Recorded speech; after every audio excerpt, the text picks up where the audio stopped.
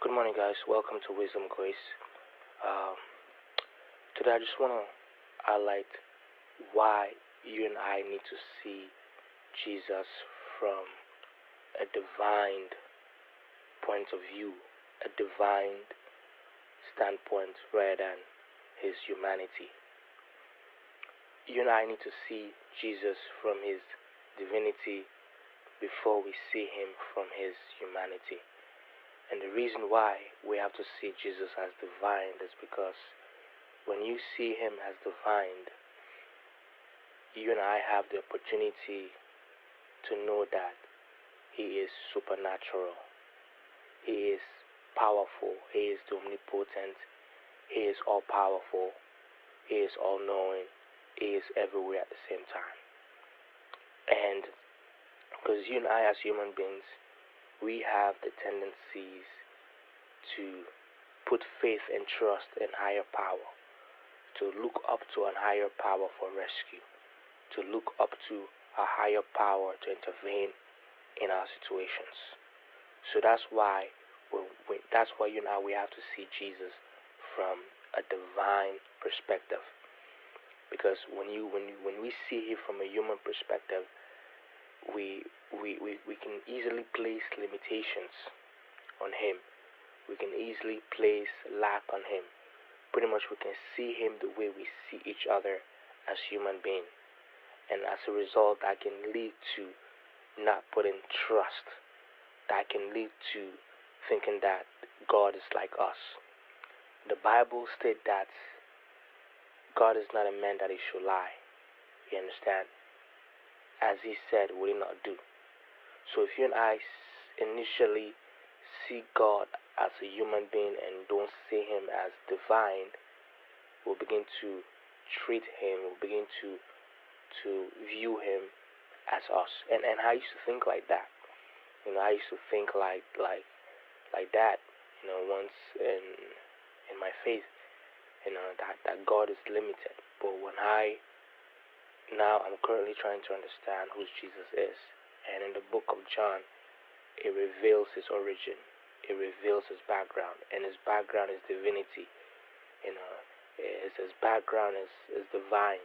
Because in the book of John, it says that in the beginning was the Word.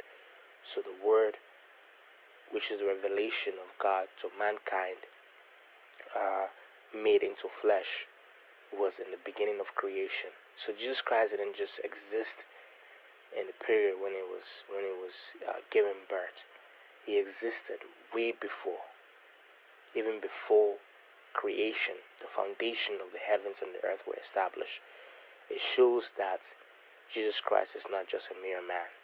Yes, he is a human being as well, but the focus of worship and the focus of emphasis that I'm trying to lay across is that we should see him as divine first, because we don't see earthly Jesus anymore. He is dead. The human Jesus is dead. What you and I, we see the resurrected Jesus. We see the divine Jesus. We see the Jesus that is in everybody, not just in one person, operating in everybody all over the world, those who believe in him. Because when you see him as divine, we can put trust in him. We can believe in him that he will not fail us, that he will come true. He is powerful, So I just wanted to pass that across to you guys, to focus on his divinity and not so much on his humanity, but to definitely acknowledge his humanity, because it's needed. That way we can understand that he was also a human being and he can relate with us. But we should give him that status of him being God. And I know the Muslim faith, this is where they completely disagree with us. And I had a friend who was telling me that Jesus was not God when I was playing FIFA online, and we're just talking about our faith. And I'm like, the foundation of the Christian life is that Jesus Christ is God, because I want to put my faith in a man. I don't want a man to be the center of my faith. I don't want a mere man to be the center of my worship. I respect the prophets in the Bible, but I'm not going to worship any human being. I'm not going to bow down to any human being. I don't care if you're doing supernatural things. I respect you, but I'm not going to worship you. And the only person that I will worship is somebody divine. It's God himself. And Jesus ought to be worshipped because he is God. It's not just a mere man.